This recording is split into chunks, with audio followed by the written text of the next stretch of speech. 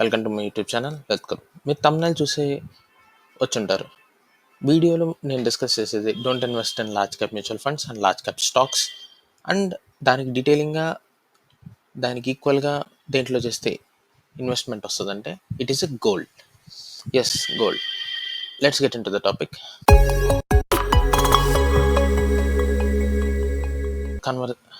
Comparison చూద్దాం. What is Nifty? Nifty అంటే ఏముంది?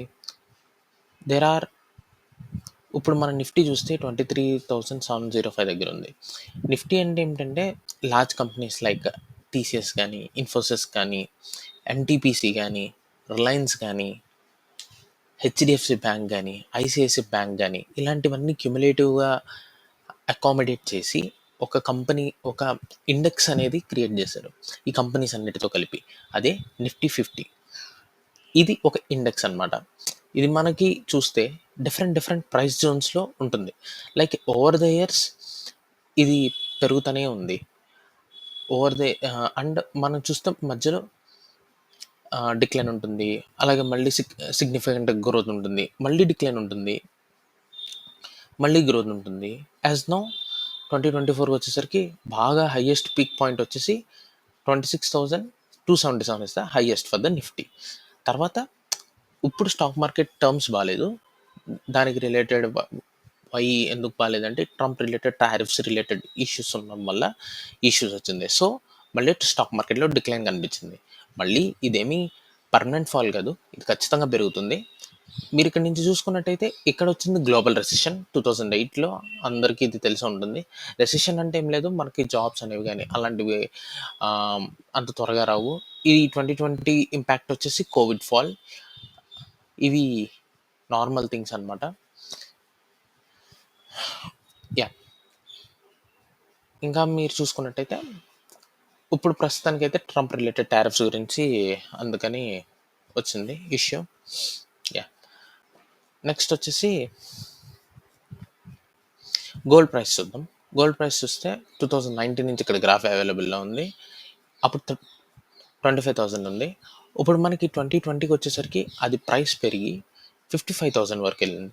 ఇక్కడ మీరు చూసుకున్నట్టయితే సేమ్ ద వేలో నిఫ్టీలో ఏమవుతుందంటే ఇక్కడ గోల్డ్ ప్రైస్ అనేది ఇంక్రీజ్ అయింది, నిఫ్టీ ప్రైస్ అనేది డిక్రీజ్ అయింది. వై? బికాజ్ అంటే గోల్డ్ ఈజ్ ఇన్వర్స్లీ ప్రొపోర్షనల్ కింద యాక్ట్ చేస్తుంది అనమాట సమ్టైమ్స్. ఇక్కడ ఎందుకంటే ప్రతి ఒక్కళ్ళు కోవిడ్ పీరియడ్ టైంలో స్టాక్స్ అనేవి సెల్ చేశారు. సేమ్ ద వే ఇక్కడ నుంచి ఆ అమౌంట్ అంతా వెళ్ళి గోల్డ్లోకి వెళ్తుంది. This is the movement between the gold and stock market. Gold పెరుగుతున్నంతసేపు స్టాక్ మార్కెట్ కొంచెం స్లోగా పెరుగుతుంది. అదే స్టాక్ మార్కెట్ పెరుగుతున్నప్పుడు గోల్డ్ కొంచెం కన్సాలిడేటెడ్ ఫేస్లో స్లోగా ఇంక్రీజ్ అవుతూ ఉంటుంది. ఇప్పుడు మీరు చూసుకున్నట్టయితే గోల్డ్ ప్రైస్ అనేది ఇక్కడ ఇంక్రీజ్ అయింది. మళ్ళీ 2021 పీరియడ్కి వచ్చేసరికి ఆ టాప్ హై నుంచి చాలా డిక్రీజ్ అయింది. సేమ్ ద వే ఇక్కడ నిఫ్టీ చూసుకున్నట్టయితే మీరు ఇక్కడ వరకు కిందకు ఉంది, మళ్ళీ కోవిడ్ ఇంపాక్ట్ అనేది తొలగిపోతున్నప్పుడు అది మళ్ళీ రైజ్ అవ్వడం మొదలుపెట్టింది. ఈ రైజ్ అవుతున్న టైంలో ఏమవుతుందంటే గోల్డ్ అనేది కొంచెం పడింది, అంతే, ఎక్కువ ఏం పడలేదు, కొంచెం పడింది. ఇది రిలేటెడ్ టు థింగ్ అనమాట. ఇప్పుడు మనకి నిఫ్టీ 50లో ఏమేమి కంపెనీస్ ఉన్నాయో చూసుకున్నట్టయితే ఇలా ఉంటుంది, అలా ఉంటుంది. లైక్ ఇన్ని కంపెనీస్ ఉంటాయి. ఈ కంపెనీస్ అన్నింటినీ కలిపి ఒక ఇండెక్స్ కింద ఫామ్ చేశారు. సో ఇప్పుడు నేను ఒక చిన్న కన్వర్జేషన్ చెప్తాను, comparison between the Nifty 50 and gold. అసలు నేను గోల్డ్ ఎందుకు ఇన్వెస్ట్ చేయమంటున్నాను, దానివల్ల చేస్తే మీకు అడ్వాంటేజెస్ ఏంటి కంపేర్ టు నిఫ్టీ 50. అంటే నిఫ్టీ 50లో ఉండే లార్జ్ క్యాప్ స్టాక్స్ కంటే గోల్డ్లో ఇన్వెస్ట్ చేయడం వల్ల మనకు వచ్చే ప్రాఫిట్స్ ఏంటనేవి మనం ఇప్పుడు చూద్దాం. Compare to Nifty 50, why gold is a better investment strategy అనేది కూడా నేను చెప్తాను. మీరు ఇప్పుడు చూసుకున్నట్టయితే over the period of the years gold అనేది నిఫ్టీ 50 రిలేటెడ్ కంపారిజన్ చేద్దాం. ఇప్పుడు ఇది నిఫ్టీ 50 1250 ఉంది అండ్ గోల్డ్ వచ్చేసి 4,400 ఉంది. Same the way over the years graph చూసుకున్నట్టయితే మీకు 2020లో 12,118 ఉంది, గోల్డ్ వచ్చేసి 48,651 ఉంది. సేమ్ ద వే ఇప్పుడు ప్రజెంట్ చూసుకున్నట్టయితే నిఫ్టీ 23,700, గోల్డ్ వచ్చేసి 90,000 ఉంది. ఇది 90,000 వచ్చేసి gold with respect of 10 grams అనమాట. విత్ రెస్పెక్ట్ ఆఫ్ 10 grams 4,400 ఉంది. విత్ రెస్పెక్ట్ ఇన్ ద 2000 మీరు ఇక్కడ చూసుకున్నట్టయితే గోల్డ్ అనేది 13% సిఏజీఆర్. అంటే ఇప్పుడు మనం ఒక రూ. 1,00,000 ఇన్వెస్ట్ చేస్తే నెక్స్ట్ ఇయర్ వచ్చేసరికి 1,13,000 అట్లా కాంపౌండింగ్ అవుతూ వెళ్తుందనమాట. సేమ్ ద వే నిఫ్టీ వచ్చేసి 12.5% సిఏజీఆర్‌తో గ్రో అవుతుంది. అంటే రూ. 1,00,000 నిఫ్టీలో ఇన్వెస్ట్ చేస్తే నిఫ్టీ నెక్స్ట్ ఇయర్ వచ్చేసరికి 1,12,500 ఉంటుంది. ఇట్లా అనమాట. సో, మీరు ఇక్కడ ఈ కంపారిజన్ చూసుకున్నట్టయితే ఓవర్ ద పీరియడ్‌లో నిఫ్టీ 50లో ఎటువంటి టైప్ ఆఫ్ రిటర్న్స్ వస్తున్నాయో, గోల్డ్‌లో కూడా అటువంటి టైప్ ఆఫ్ రిటర్న్సే వస్తున్నాయి. కంపేర్ టు నిఫ్టీ 50 గోల్డ్‌లో ఇంకా ఎక్కువ రిటర్న్స్ వస్తున్నాయి. సో, ఇప్పుడు మనం ఒక చిన్న కన్వర్జేషన్ క కం కంపారిజన్ చూద్దాం. How we need to check అనేది. ఇప్పుడు మనం ఇక్కడ చూసుకున్నట్టయితే నేను ఒక ఎస్ఐపి క్యాలిక్యులేటర్ తీసుకుంటున్నా. ఇక్కడ ఇప్పుడు మనం 2000లో 1,00,000 రూపీ గోల్డ్‌లోని 1,00,000 రూపీ నిఫ్టీ 50 రిలేటెడ్ ఇన్వెస్ట్‌మెంట్ చేశామనుకుందాం. ఓకే. సో, నిఫ్టీ 50 రిలేటెడ్ అది ఎలా గ్రో అయింది? గోల్డ్ రిలేటెడ్ అది ఎలా గ్రో అయింది? అనేది చిన్న ఒక లంప్ సమ్ అమౌంట్ తోటి క్యాలిక్యులేట్ చేద్దాం. లంప్ సమ్ అంటే large investment at a time చేయడం అనేది లంప్ సమ్. ఎస్ఐపి అంటే సిస్టమాటిక్‌గా ఇన్వెస్ట్ చేయడం. ప్రతి నెల కొంచెం కొంచెం ఇన్వెస్ట్ చేయడం. లార్జ్ అమౌంట్ ఆఫ్ అంటే నేనిక్కడ కంపారిజన్ తీసుకుంటున్నాను కాబట్టి 1,00,000 తీసుకుంటున్నా. ఇప్పుడు ఇక్కడ మీరు చూసుకున్నట్టయితే ఇది 1,00,000 అమౌంట్ ఇక్కడ తీసుకున్నా. Total investment. ఇక్కడ మనం రిటర్న్ వచ్చేసి ఫస్ట్ గోల్డ్ క్యాలిక్యులేట్ చేద్దాం. గోల్డ్‌కి ఎంత అనుకున్నాం? 13% సిఏజీఆర్‌తో గ్రో అయింది. సో, 13% సిఏజీఆర్ అంటే 1% ఎక్స్ట్రా పెడదాం. Yeah! You can see that 13% expected return. Total time period ఎంత అనుకున్నాం? 2000 నుంచి 2025 వరకు. ఇట్ ఈస్ 25 ఇయర్స్ అనమాట. సో, 25 ఇయర్స్ మనం రిటర్న్ ఎస్టాబ్లిష్ చేస్తే మనకి వచ్చింది 1,00,000 1,00,000 rupees invested amount. Estimated returns వచ్చేసి 20,23,000 అండ్ టోటల్ వాల్యూ వచ్చేసి 21,23,000. ఇది invested amount and estimated returns with the total value. Returns ఎంత వచ్చినాయి ఇక్కడ మనకి? 20,00,000 రిటర్న్ వచ్చింది. సో, నెక్స్ట్ వచ్చేసి మనం దీన్నే ఇంకొక థింగ్ చూద్దాం. ఇక్కడ ఏంటంటే 12.5% కాబట్టి 12.5% తీసుకుందాం నిఫ్టీలో. సో, ఇన్వెస్ట్‌మెంట్ అమౌంట్ ఎంత? 1,00,000 లంప్ సమ్ 1,00,000 12.5% మనం టైమ్ పీరియడ్ చూసుకుంటే ఒక 25 ఇయర్స్ 2000 నుంచి 2025 వరకు.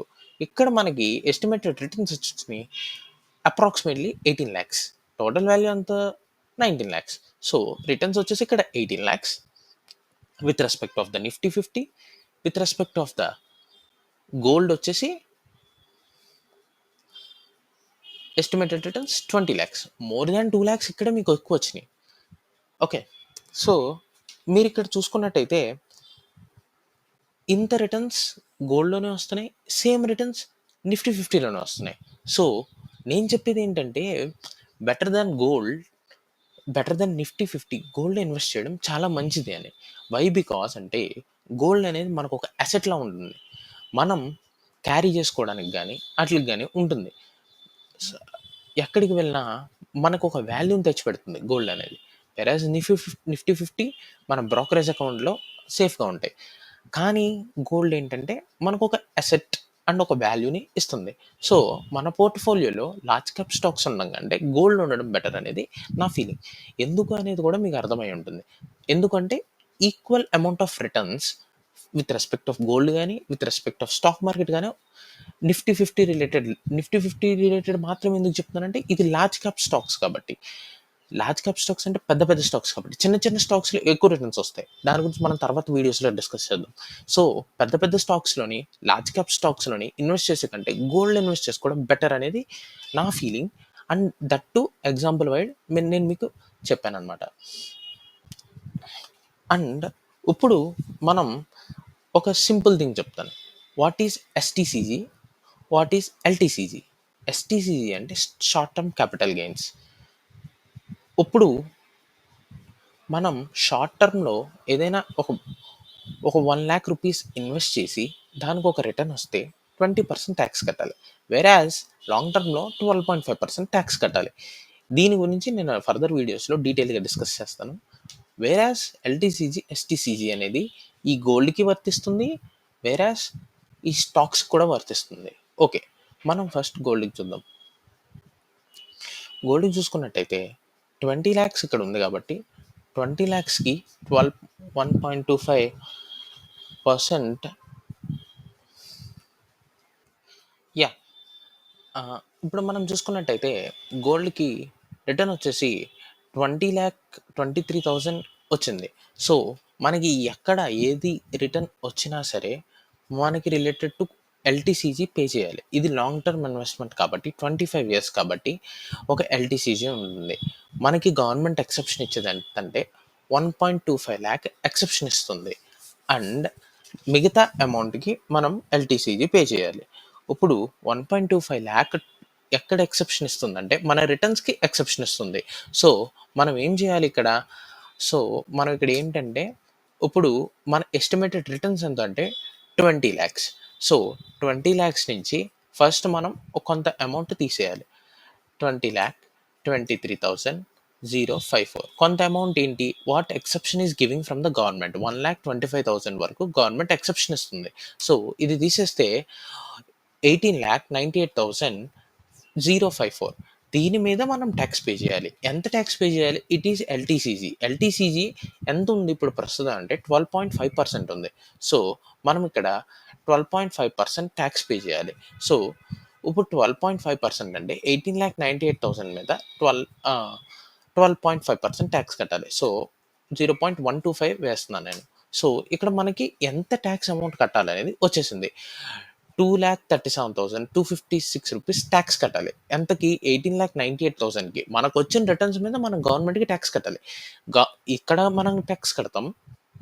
దీంట్లోని ట్యాక్స్ కడతాం. దీనికి కూడా ఒక కాలిక్యులేషన్ చేసి చూస్తే ఎంత వచ్చిందంటే ఇంచుమించు 2,08,000 వరకు ట్యాక్స్ పే చేయాలి. సో, మిగతా రిటర్న్ అమౌంట్‌ని మనం తీసుకోగలం. సో, ఇంత ట్యాక్స్ పే చేసిన తర్వాత మనం మొత్తం మళ్ళీ మళ్ళీ ఆ అమౌంట్‌ని మనం తీసుకోగలం. అది గోల్డ్ అయితే మనం డిఫరెంట్ ఇన్వెస్ట్‌మెంట్స్ కూడా చేసుకోవచ్చు. గోల్డ్ ఈటీఎఫ్స్ చేసుకోవచ్చు. అండ్ నెక్స్ట్ వచ్చేసి ఫిజికల్ గోల్డ్. మనం ఫిజికల్ గోల్డ్ తీసుకున్నా మన దగ్గర ఉంటుంది. మనం ఎక్కడికి బయటకి వెళ్ళినా అదొక అసెట్‌లా వర్క్ అవుతుంది. సో, అందుకని గోల్డ్ మీద ఇన్వెస్ట్ చేయడం బెటర్ అని నా ఫీలింగ్. ఇప్పుడు 20,00,000 గోల్డ్ అంటే with respect of today's valuation ఎంత అంటే 20,00,000 200 గ్రామ్స్ వస్తుంది. ఇప్పుడు ఈ large cap stocks, mutual funds ఎందుకు వద్దంటున్నా అంటే gold and large cap stocks కూడా సేమ్ రిటర్న్స్ ఉన్నాయి.